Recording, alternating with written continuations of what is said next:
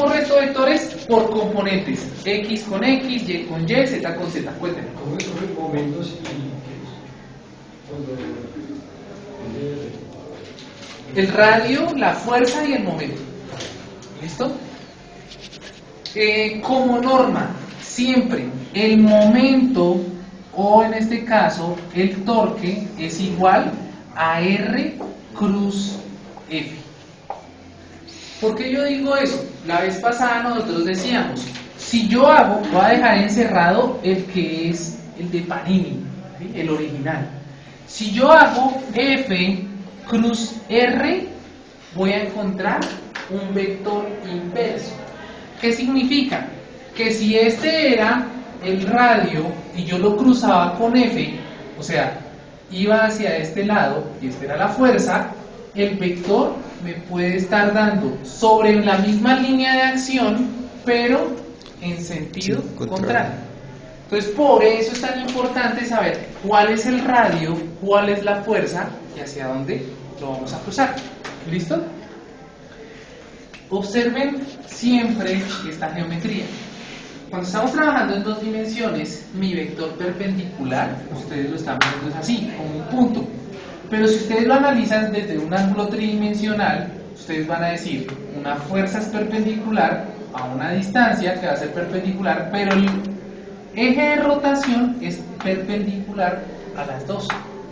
Y eso es lo que está pasando acá en el espacio. Aunque no se vea bien en el dibujo, realmente este eje es perpendicular a las dos fuerzas. ¿Listo? Eso es para el caso del producto cruz.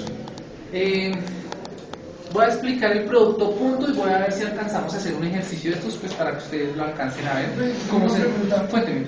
Aquí, o sea, ahí donde se coge en la última gráfica que está. Se supone que la Z viene siendo o sea, si uno bota el vector allá, ¿qué es el resultado? ¿Este de acá? O sea, que el plano perpendicular sería la Z y lo bota desde afuera. Ojo que los vectores no están en ningún eje de coordenadas, está sobre un plano. Entonces está sobre este plano uno y el otro está sobre un plano acá debajo. Entonces, veámoslo acá con el cuaderno del compañero otra vez. ¿Cierto?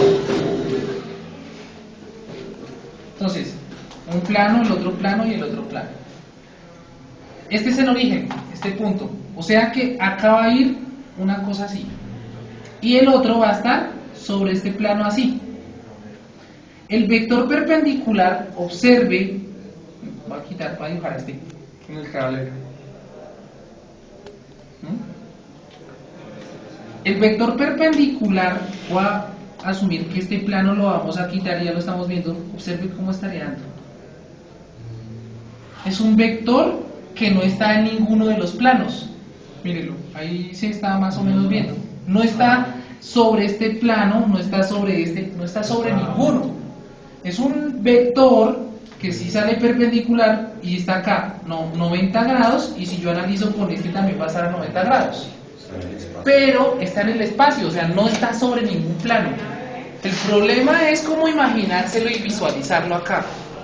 Pero realmente no está en ninguno de... O sea, acá pareciera que estuviera como en el plano YX. Pero si ustedes lo analizan así con esa gráfica, eso sale como torcido. Y sí, como hacia atrás del sistema de coordenadas.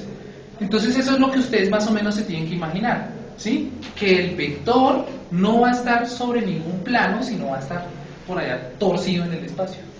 Porque pues no está ni acá, no está ni acá, no está ni acá pegado, sino está torcido. Entonces, hay uno que hace. Lo único que puede hacer es analizarlo vectorialmente. ¿Qué fue lo que hicimos en la clase pasada? Yo tenía una cosa así torcida y me tocaba analizar esto y proyectarlo y poder analizar un triángulo para ver la verdadera magnitud. ¿Listo? Bueno. Importantísimo acá. Siempre vamos a trabajar con vectores unitarios. ¿Qué es un vector unitario? Entonces, ustedes leyeron, muchachos, ¿qué es un vector unitario? Alguien que conteste eso si no hacemos quiz. Igual a 1. Cuando La cantidad es igual a 1. Cuando la magnitud es igual a 1. ¿Qué significa que la magnitud sea igual a 1? Si yo tengo esto en dos dimensiones, mi magnitud es la hipotenusa. ¿Qué significa que sea la hipotenusa? Que voy a tener componente en X y componente en Y. Y pues para encontrar la hipotenusa, ¿yo qué hacía? Que la hipotenusa al cuadrado era igual a X al cuadrado, a la suma de los catetos, lo que decía el señor Pitágoras. En análisis vectorial, yo llamo como esta hipotenusa como un vector unitario y lo llamo con lambda.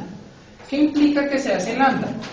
Es como yo coger una magnitud, voy a dibujar acá ya un plano de 3 dimensiones, X, Y y Z, y hacer que la máxima magnitud que él puede alcanzar es 1. Si acá es 1 y acá va a ser 1, ¿cierto? Entonces, cuando yo diría esto al cuadrado es igual a x al cuadrado más y al cuadrado más z al cuadrado. ¿Qué es x? 1 al cuadrado 1 más y, que es 1 al cuadrado más 1. ¿Y esto qué sería? 3. Y entonces acá uno diría que lambda al cuadrado, ¿cierto? Sería igual. ¿Y esto qué sería?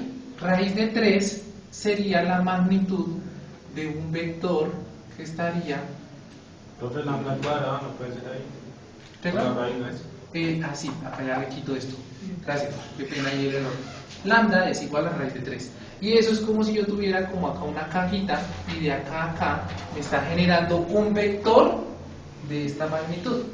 ¿Listo? Aunque todos sus catetos tengan 1, recordemos que la hipotenusa siempre va a ser el cateto de mayor magnitud. Si ustedes miran, raíz de 3 es de mayor magnitud que z o que y o que x. ¿Sí? Y eso se está cumpliendo tanto en 2 dimensiones como en 3 dimensiones. Si ustedes lo hacen en 4, en 5, en 6 dimensiones, es exactamente lo mismo. ¿Cuál es el problema? Que nosotros como manejamos todo en 3 dimensiones y hasta en 4 dimensiones, que es el tiempo, es fácil ver de ahí para abajo. Entonces yo, 3 dimensiones, pues fácil ver en 2 dimensiones y en una dimensión, pues es muy fácil. El problema es que como solo vemos 3 dimensiones y pues nos imaginamos que el tiempo es la cuarta. Pero realmente en matemáticas se ha demostrado que no existen solo 3 dimensiones ni 4, sino n dimensiones. ¿Sí? Que nosotros no tenemos la capacidad pues para verla porque no la estamos, o sea, no estamos en ella. Si estuviéramos en ella, no sé, si estuviéramos en una sexta dimensión sería muy fácil, pues la quinta es mucho más fácil, me devuelvo 1, la cuarta, la tercera, y entonces ellos podrían analizar esto mucho más fácil. Y de eso es lo que ustedes van a ver en cálculo vectorial. ¿Ya vieron cálculo vectorial? O mate 3, lo que es multivariable. En multivariable ustedes se van a dar cuenta que ya no solo existe x, y, z, sino todo el abecedario, si quieren, hay n, ¿cierto? Formas de ustedes poder encontrar campos. Entonces cada vez se empieza a volver más complicada la matemática, pero pues básicamente es lo mismo. ¿Listo? Bueno, entonces seguimos. ¿Cómo yo encuentro un vector unitario? Entonces, usualmente yo cuando voy a encontrar el vector unitario, ¿qué es lo que llaman los cosenos directores? En esto, ¿qué hacen? Llego y digo, la magnitud del vector. La magnitud del vector es esto, ¿cierto? Entonces escoger la raíz cuadrada de x al cuadrado más y al cuadrado más z al cuadrado. Luego me toca coger el vector. Y el vector, entonces, no sé, va a tener componentes x, y y z. Y lo que yo voy a llamar lambda, o sea, el vector unitario, es igual a ¿qué? A coger el vector dividido la magnitud del vector. Todo esto son vectores.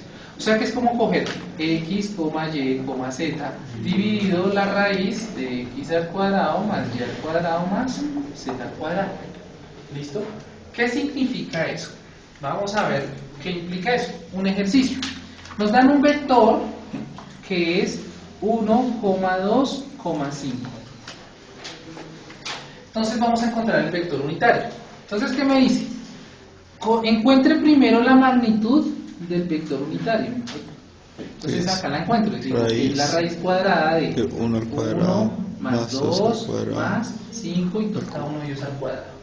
Y lo calculo. Entonces la raíz de 1 más 4 más 25 es el raíz de 30. 30. Y la raíz de 30, 6 por 5, no. 5.46. Bueno, entonces la magnitud de B es 5,45. Listo. Ahora, quiero encontrar el vector unitario. Entonces me toca coger el vector dividido la magnitud de su vector. ¿Ahí qué sucede? Cojo 1,2,5 y lo divido sobre 5,47. Como cada una de estas cosas son independientes porque son coordenadas, entonces me tocaría decir como 1 sobre 5,47 en X, en Y 2 sobre 5,47 en Y, dije Y este primero, bueno, este es en X, en Y y este sería en Z. ¿Listo?